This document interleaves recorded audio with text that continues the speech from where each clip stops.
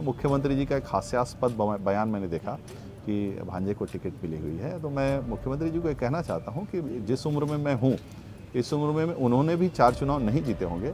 विधानसभा के नीचे के सभी चुनाव, नगर पंचायत के, नगर पालिका के, जनपद के और जिला पंचायत के चुनाव जीतकर मैंने लोगों तक अपना भरोसा बनाया है। तो परिवारवाद की राजनीति पर उंगली उठाने वाले लोग पहले सोनिया गांधी और राहुल गांधी की बात करें, उनको पहले देखें, उसके बाद फिर दूसरे पर उंगली उठाएं। भैया आपने अभी देखे होंगे पूरे सोशल मीडिया में एक वायरल हो रहा है जिसमें कांग्रेस के राष्ट्रीय प्रवक्ता उन्होंने खुले मंच पर कह रहे हैं कि जो बीजेपी को जो वोट देते हैं वो राक्षस है। देखिए, कांग्रेस पार्टी के प्रवक्ताओं के बयान हमेशा से विवादास्पद रहे हैं। कुछ भी बात कभी भी किसी भी समय कर देना एक बौखलाहट मुझे दिखती है। नरेंद्र मोदी जी जिन्होंने 9 वर्ष का एक कार्यकाल, शानदार कार्यकाल पूरे हिंदुस्तान को दिया है, पूरे विश्व में जिसकी छवि बनी है, उस बात से भी वो लोग बौखलाए हुए हैं और ये 4.5 वर्ष में ये लोग कुछ कर नहीं पाए, तो कोई जवाब नहीं है। तो विषय को भटकाने के लिए इस तरह की बात कांग्रेस के लोग करते हैं। जय हिंद, जय छत्तीसगढ़। मैं हूं संजय सिंह सेंगर और आप दे रहे खबर छत्तीसगढ़ केसीजी न्यूज। अभी हम लोग खैरागढ़ में हैं और अभी चुनाव का बिगुल तो बच चुका है। के लिए 21 विधानसभा में टिकट का वितरण हो चुका है। उसमें से भी खैरागढ़ जो जिला है वह बहुत ही रोमांचक कहा जाता है। उपचुनाव हुआ था, उसमें कांग्रेस की जीत हुई थी, लेकिन इसमें एक रोमांचक बात यह है क्योंकि यहाँ जो पूर्व मुख्यमंत्री रमन सिंह के जो भांजे बोलते हैं विक्रांत सिंह, उनको टिकट मिला है इस बार और कई सालों से प्रयास कर रहे थे, लेकिन इस बार जो उनको टिकट मिला है उसको देखते हुए पूरे खैरागढ़ विधानसभा में चर्चा का माहौल बना हुआ है। अब उसी सिलसिले में हम लोग आज विक्रांत भैया के बंगले में आए हुए हैं और उनसे आज बातचीत करेंगे कि आगे की रूपरेखा विधानसभा चुनाव को लेकर क्या ऐसा कुछ रणनीति निकालेंगे, लोगों के बीच में क्या बात रखेंगे और आने वाले विधानसभा को किस रूप में देखते हैं। अभी हम लोग जो विक्रांत भैया हैं उनके निवास आए हुए हैं और भैया से भी बातचीत लेंगे क्योंकि चुनावी बिगुल तो बच चुका है और अभी जो मोह है, एक हवा का जो झोंक है, विक्रांत सिंह सब लोग कह रहे हैं, उम्मीद भी है लोगों के बीच में। तो वही चीज़ हम लोग जानने के लिए आज आए हुए हैं। नाम बताते हुए अपन शुरुआत करते हैं। मैं विक्रांत सिंह हूँ।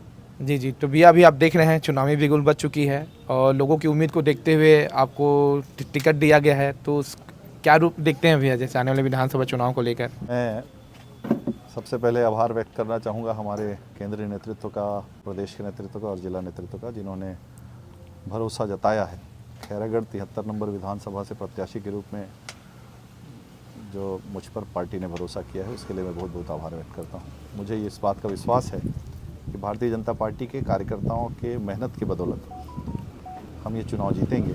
नरेंद्र मोदी जी के 9 वर्ष के शानदार कार्यकाल, जिसमें हर वर्ग, हर क्षेत्र, शहर शहर, गांव गांव, कस्बों कस्बों में लोगों को केंद्रीय योजनाओं का लाभ मिला है, उन बातों को लेकर हम जनता तक पहुंचेंगे।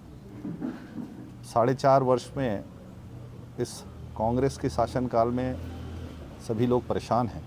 किसान परेशान हैं, अधिकारी कर्मचारी परेशान हैं, व्यापारी परेशान हैं और मुझे लगता है कि ये 4.5 वर्ष जो हैं वो छत्तीसगढ़ के 2000 बनने के बाद से सबसे ख़राब कार्यकाल अगर मैं कहूँ तो यही 4.5 वर्ष के कार्यकाल हैं, जिसको लेकर जनता बिल्कुल तैयार बैठी है।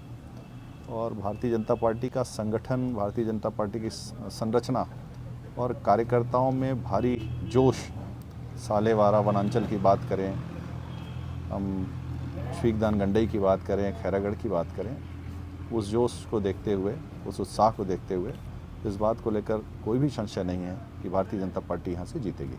भैया जिसे आप देख चुके हैं पिछले बार विधानसभा चुनाव, उपचुनाव में का एक मुद्दा बनाया गया था, उसमें फिर कांग्रेस की जीत हुई। इस बार ऐसा क्या माहौल रहेगा कि चुनावी मुद्दा के लिए आप उसके लिए क्या कहना चाहते हैं भैया?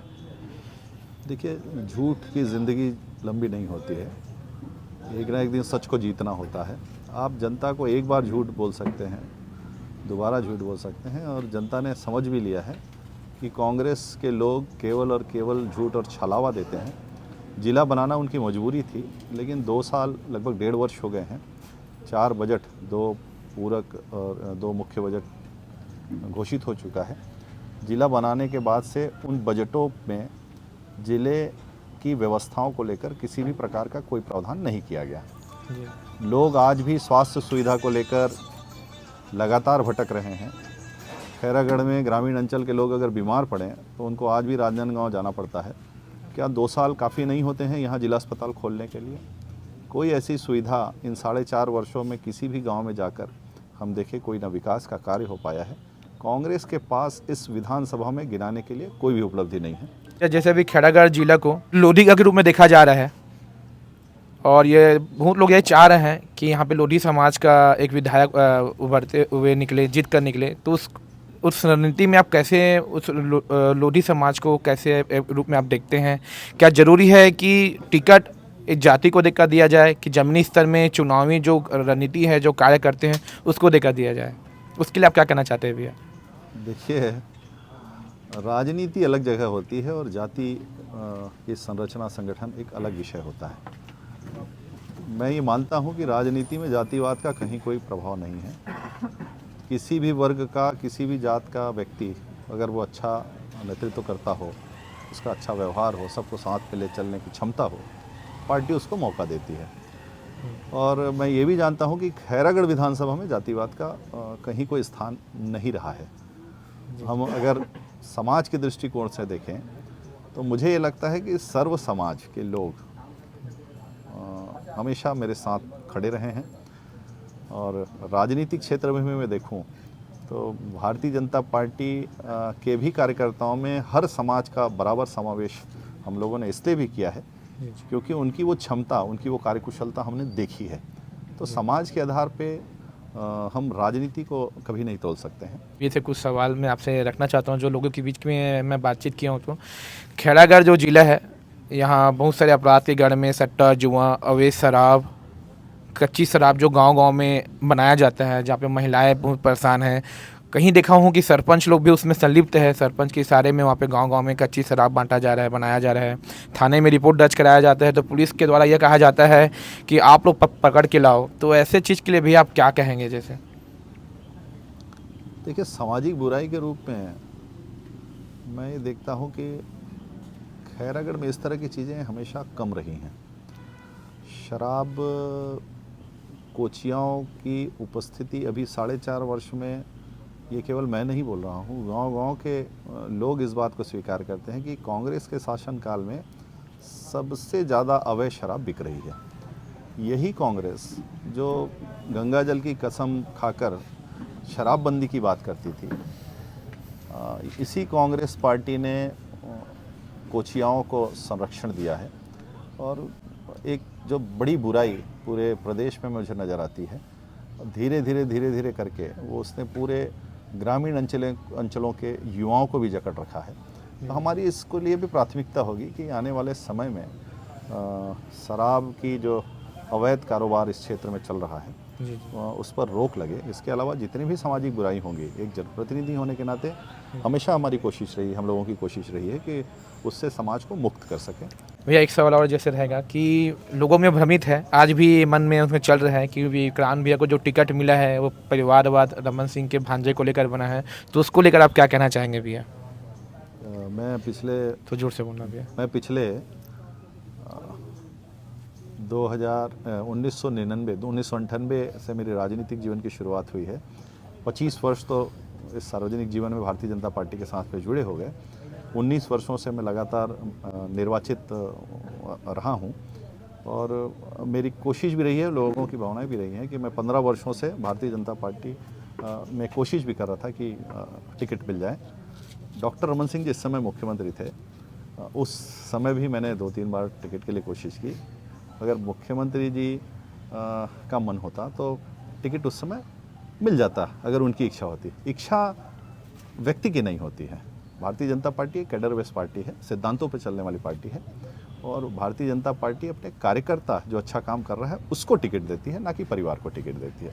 तो पूर्व मुख्यमंत्री जी के ऊपर में ये आरोप कि उन्होंने अपने भांजे को टिकट दे दी है, अगर उनको देना होता तो अपने मुख्यमंत्रित्व काल में दे चुके होते।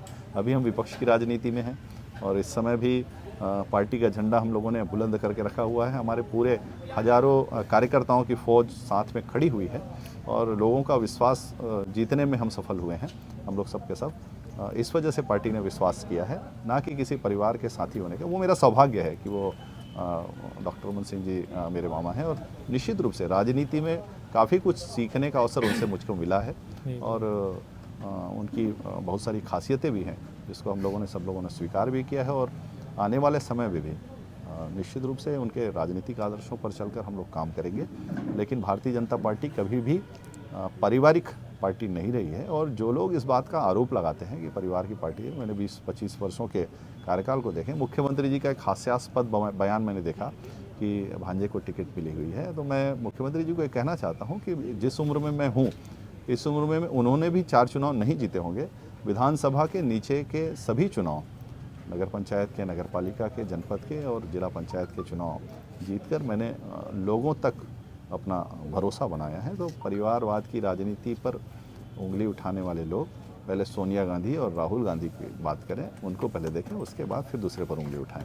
भैया आपने अभी देखे होंगे पूरे सोशल मीडिया में एक वायरल हो रहा है जिसमें कांग्रेस के राष्ट्रीय प्रवक्ता उन्होंने खुले मंच पर कह रहे हैं कि जो बीजेपी को जो वोट देते हैं वो राक्षस है और ये मतलब खुले मंच में बोल रहे हैं। तो उसके लिए भी आप क्या एक छोटा सा एक अपना विचार व्यक्त करते हैं, आप बताएं भैया थोड़ा। देखिए, कांग्रेस पार्टी के प्रवक्ताओं के बयान हमेशा से विवादास्पद रहे हैं। कुछ भी बात कभी भी किसी भी समय कर देना एक बौखलाहट मुझे दिखती है। नरेंद्र मोदी जी जिन्होंने 9 वर्ष का एक कार्यकाल, शानदार कार्यकाल पूरे हिंदुस्तान को दिया है, पूरे विश्व में जिसकी छवि बनी है, उस बात से भी वो लोग बौखलाए हुए हैं और ये 4.5 वर्ष में ये लोग कुछ कर नहीं पाए, तो कोई जवाब नहीं है। तो विषय को भटकाने के लिए इस तरह की बात कांग्रेस के लोग करते हैं। राम भगवान पर जिन लोगों ने प्रश्न चिन्ह उठा दिया, मनमोहन सिंह जी की सरकार में एक शपथ पत्र दे दिया कि राम नाम का कोई व्यक्ति कभी रहा ही नहीं है, ऐसे शपथ पत्र देने वाले कांग्रेस पार्टी, ये हमारे आराध्य देव राम जिसकी नाम लेकर हम अपने दिन की शुरुआत करते हैं, उस पर प्रश्न चिन्ह लगाने वाले लोग तो राक्षस और भगवान और दुनिया भर की हर बात करेंगे और ये केवल बरगलाने के लिए है और जनता ये सब बातें समझ चुकी है, उसका कोई भी असर ज़मीन पर नहीं रहेगा और इस तरह की बातें लोग कभी बर्दाश्त नहीं करते हैं। छत्तीसगढ़ की एक परंपरा रही है, यहाँ के लोग बड़े सादगीपूर्व लोग हैं, अच्छी बातों को तुरंत ग्राह्य करते हैं और जो नकारात्मक और गंदी बातें करें, बुरी बातें करें, जनता छत्तीसगढ़ की उसको नकार देती है। और खैरागढ़ की तो बिल्कुल परंपरा कभी इस तरह की रही नहीं है और इस तरह की बातें खैरागढ़ विधानसभा की जनता कभी भी स्वीकार नहीं करेगी।